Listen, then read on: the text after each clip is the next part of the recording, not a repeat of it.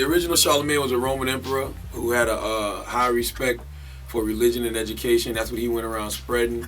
And the name of his dynasty was the Carolinian dynasty. I came up with the name Charlamagne because when I used to sell crack, you know, I grew up in a small town called Most Corner, South Carolina. The population is less than 8,000. So when I used to hustle, like, you know, some of the fiends knew my parents. So I never used to want to tell the fiends, oh, you know, my real name. I'd be like, yo, my name is Charlie or Charles. I don't even know why I grabbed that name, Charlie or Charles. So that's what they would come on the block and be like, yo, is Charles here, Charlie there? So when I was reading a history book one time in night school, I read about Charlamagne the Great. Well, Charlamagne was French for Charles the Great. So I was like, oh shit, I'm gonna start calling myself Charlamagne. I'm always calling myself Charlie or Charles. I'm gonna start calling myself Charlamagne. Okay. And, you know, the God was when I used to study the 5% teachings of Islam, and it's just something I held on to, Charlamagne the God. I don't claim any particular denomination. You know, I feel like religion causes confusion.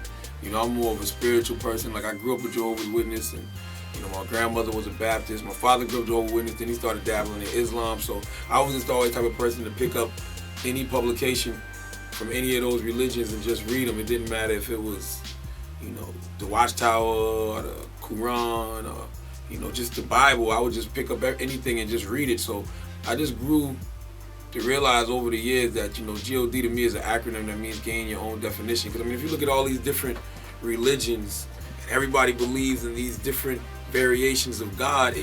I don't think it's, you know, 8 or 9 different gods somewhere. I believe like it's one creator. Okay. And, you know, I don't knock nobody for their religion, but I just don't claim any particular denomination.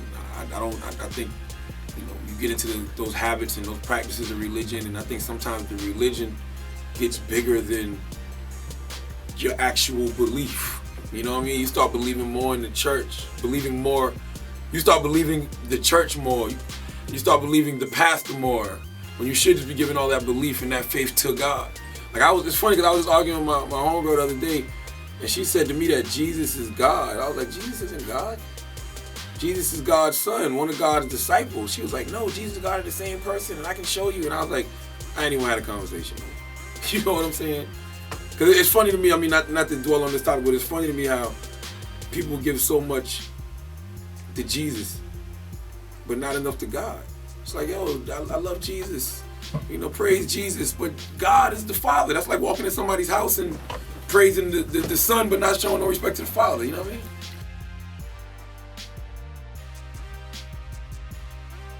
From South Carolina, you know, born in Charleston, 843 Geechee. You know, raised in Most Corner, a small town, population less than 8,000, raised on a dirt road. You know, I did radio in Charleston, worked at 2 stations in Charleston, Z93 Jams and Hot 98.9. I did radio in Columbia, South Carolina, at the Big DM 101.3 and Hot 103.9, and just, you know, it was just a normal country upbringing. Like I said, I was raised on a dirt road.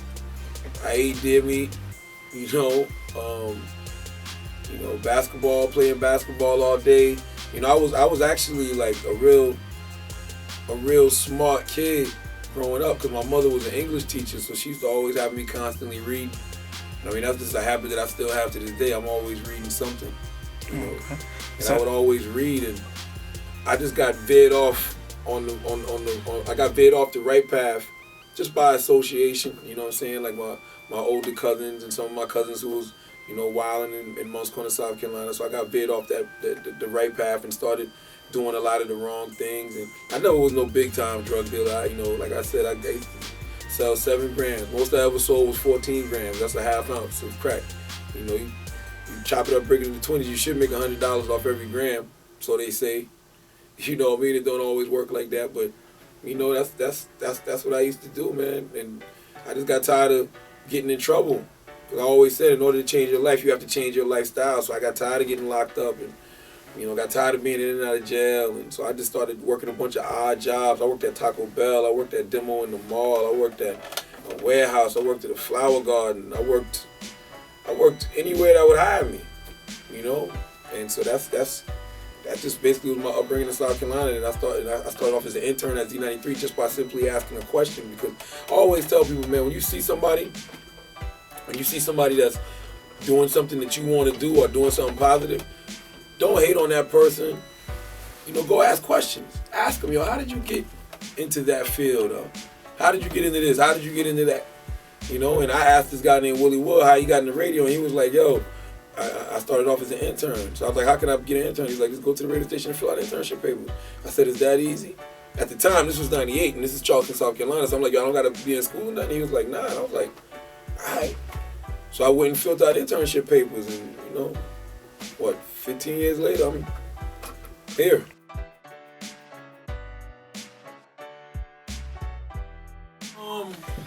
I remember sitting in the studio. It was Z93 Jams in Charleston, and I was a part-time radio personality.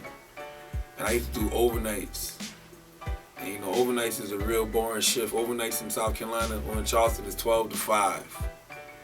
So I used to be there from 12 in the morning to 5 in the morning. And you know, it's boring. I mean, it's good because you know you get to really mess with the people on the radio, and you know it's a good way to hone your skills on the radio.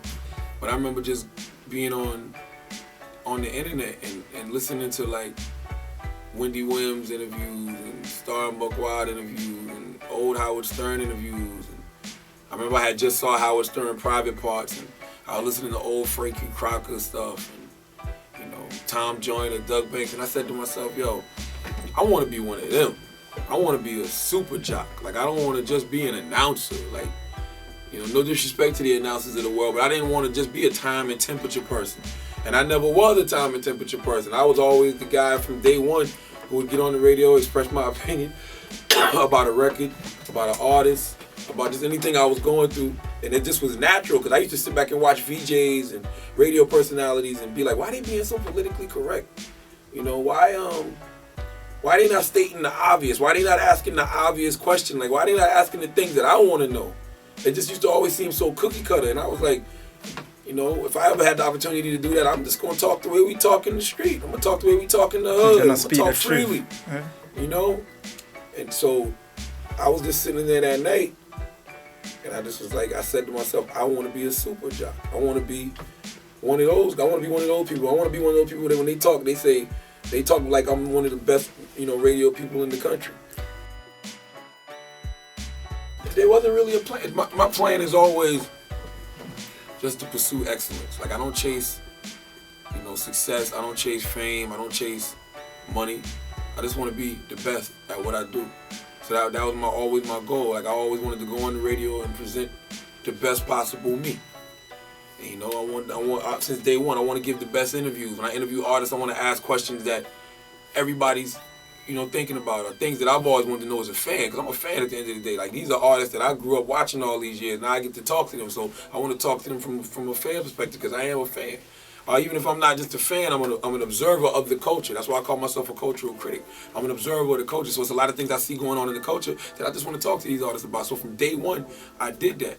So I pursued excellence. It wasn't no plan. It was just, I said to myself, I'm going to be one of the biggest. I used to say to myself, and I still say to myself now, back then I said I'm going to be the biggest radio personality in the country. Now I say I want to be the biggest multimedia personality in the country. So my thoughts became things. That's what I thought about. That's what I stuck to. And that's what I worked towards. But I didn't chase fame or money or success. I just worked at being excellent.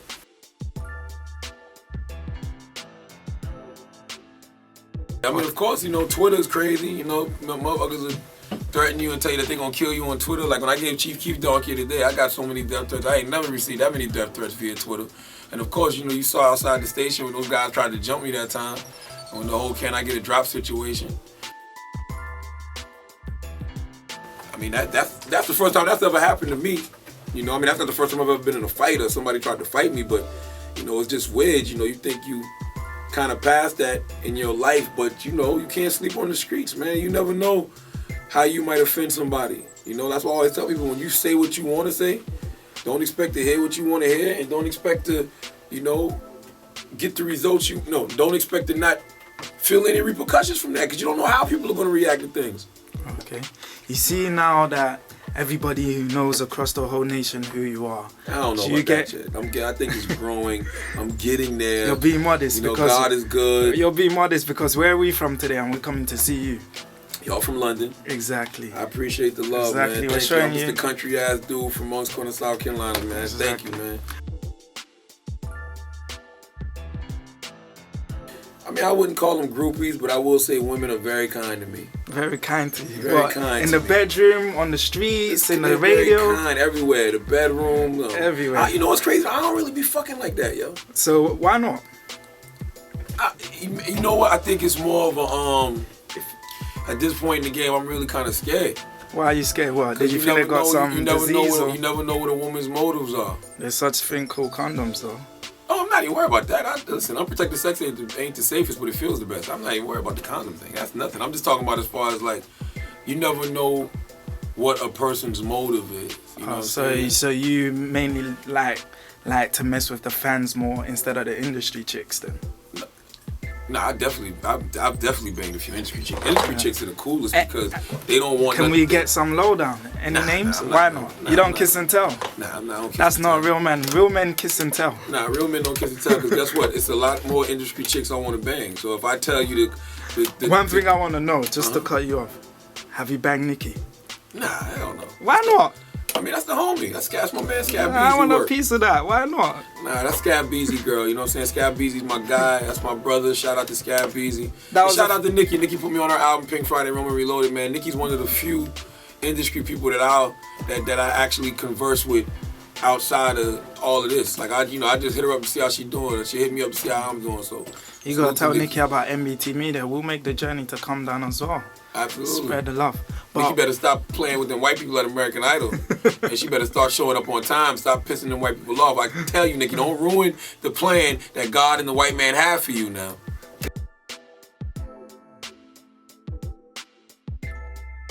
My man, Kelly Rowland.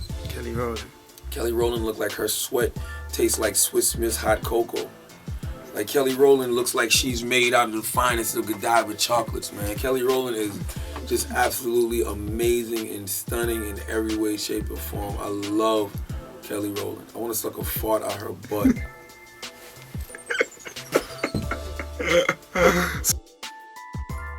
I've been on the show a couple times. You know, I interviewed Kelly, man. The first time I interviewed Kelly, I was Wendy Williams' co-host. And, you know, for some reason, I was Wendy's pit bull, and Wendy just wanted me to get at her. Wendy was like, I want you to get at Kelly. And I was like, for what? And she was like, just get at her. Make her feel uncomfortable. So I was being a real dick to Kelly. You know what I'm saying? I kept playing Kelly like she was I kept saying, yo, you Beyonce's sidekick. I'm Wendy's sidekick. Like, I just kept making mad sidekick jokes like, yo, I can relate to you. And she got mad as hell. She got real pissed off. And I always felt bad about that. And, you know, Lala, that's like my sister. And I remember Lala hit me up like, look, this when I'm here on the Breakfast Club now. Lala hit me up like, yo, Kelly's coming by. She said last time she met you, you was a real jerk, an asshole. Don't, you know, make that right. So when I saw Kelly, I apologized. I ain't take out the thing. I just apologized. Like, I was very sincere in my apology because I always felt bad about that because Kelly's a sweet girl. Kelly Rowland is a sweetheart. She's a very beautiful, she walks in the room, she got great energy, she got a great aura, so I always felt bad about that. So she's been back a couple times, man, and you know, I love her.